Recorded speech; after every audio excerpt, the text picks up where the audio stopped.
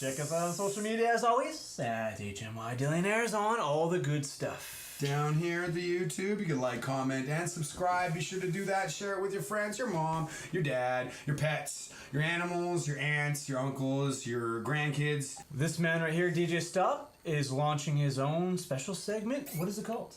It's called Passion of the Crates. What do you do? Reviewing records that you may or may not have heard of that are from back in the day.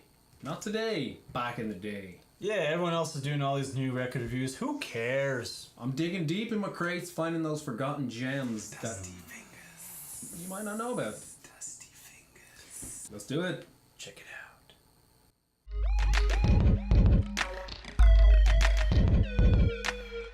Hello Dillies, and welcome to the debut episode of Passion of the Crates. We're going to do a record review today. We're going to review this awesome record by Blowfly, Rappin Dancin and Laughin. Blowfly, his real name is Clarence Reid, was Clarence Reid. He unfortunately passed away last year, I believe it was, at the tender age of 76.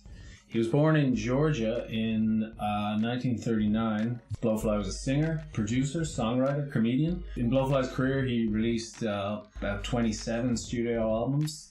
There's also a documentary about Blowfly's life you can check out. It was released in 2010. You can check in the links down below. I had the great pleasure of going to see Blowfly before he passed. He played in Dublin, it was about 7 years ago. He played in Sugar Club. Great show. He came out in his cape, came out in his mask, you know, full of energy for, at that time, I think he was probably 70 years old. Blowfly was very influential for his time. A lot of rappers that you could talk to nowadays that will highly cite his work. They're big fans of what he was doing, very influenced by what he was doing. Some people say he was like the original rapper, the first ever rapper, so it's obviously a title like that is going to be controversial.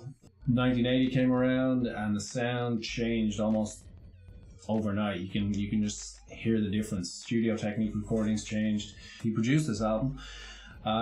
It's still got that nice groovy funky 70s sound to it, but has some of the 80s electro feel to it, but it's not overpowering. You can see up here there's an X-rated. This is prior to the parental advisory sticker that was very prevalent in 90s rap at the time. That parental advisory sticker brought in by, I believe, Tipper Gore. She was very against gangster rap, and it was a backlash to the whole gangster rap. Two Live Crew, Ice-T, that kind of era.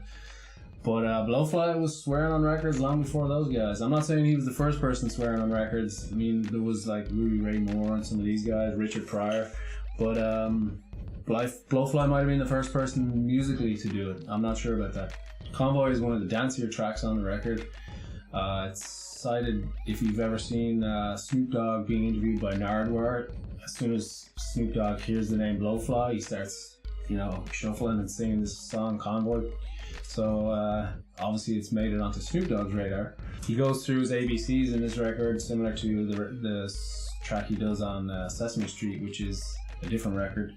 The next track on the album is Blowfly versus Darth Vader. So back when this was out, 1980, Star Wars was big back then, like massive franchise, you know, Happy Meals. In the song, he's saying that Darth Vader threatens to, you know, screw people in the ass, literally. It's just a comedy narration of a battle of Blowfly versus Darth Vader. Spoiler alert, Blowfly wins. And then at the end of the track, Blowfly talks about riding off on his horse into the sunset, and then somebody's kind of correcting him, like, well, wait a sec, Blowfly, like, we're out in space, we don't have horses out here. And he's like, no, yeah, we got horses, this is my story. So, and then, but like, where does the sun set when you're in space? Blowfly doesn't matter, he wins anyway. Track number 3, Chica, is a very disco-y number. It's mostly talking, but it's a real nice groovy disco beat. The fourth track on the album, the first track on the B-side, is The Incredible Folk.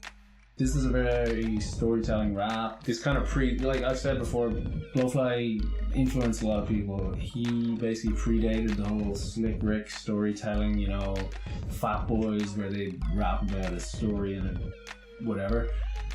In this story, Blowfly is exaggerating the size of his penis because he talks, a lot about X-rated things. That's why we got the X-rated symbol up here.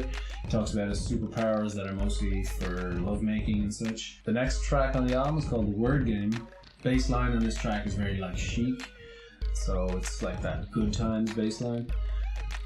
Casey and the Sunshine Band, sort of Jimmy Bohorn type thing. Most of this song is him saying letters to the beat with, he's got the signature Blowfly laugh, which kind of goes a little bit like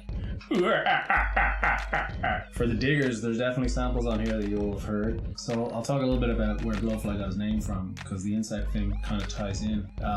He was maybe 8 or 9 out front of his little shack or house, wherever it was where he lived, and playing around in the dirt as he did, like poor guy just doing his thing, no toys, whatever. And what he used to do was he would listen to whatever songs were on the radio, and he'd come up with his own words for them. He'd rearrange the words a little bit. So, for example, the Otis Redding song "Sitting on the Dock of the Bay," Blowfly changed it to "Shitting on the Dock of the Bay," and that's one that he actually released. But he was doing this out in his front yard, and his grandmother heard him, and she's like, "Boy, you dirty little Blowfly." And since then, he kept the name. I'm assuming that's how his grandmother sounded. I have no idea. If you like this album review, interested in my taste in music, then you should check out my Mixcloud page down below, mixcloud.com/IamStop. A lot of tasty treats, all vinyl mixes, all different styles, genres, flavors, parts of the world. Check it. This is DJ Stop. Thank you for watching. Fresh. Blowfly. Who would have known? Clarence. Reed. Clarence. Reed. So that was my record review of that particular record from the 80s. 1980. 1980 on the Make dot. sure check those links he mentioned earlier too. There's actually some really entertaining stuff. He was a very entertaining guy, actually. Learn your knowledge. Dig. Well, that kind of concludes that news special. I hope you guys look forward to the next episode. We're going to be doing these things here and there. So, keep on. Like, subscribe, of course. Keep in touch. And where can they find you for more records? Passion of the Crates. Mixcloud.com/IamStop. At Abstract Artform on all of the social medias and the .coms and all the places where you find info. At CUMC, everywhere, including writing on the wall, will magically take you to a portal of goodness. Did you say CUMC? That's what it sounded like. You say CUMC? See, did I? Yeah. My name is actually spelled CUEMC. I'm also stupid, but hey. Have a good one!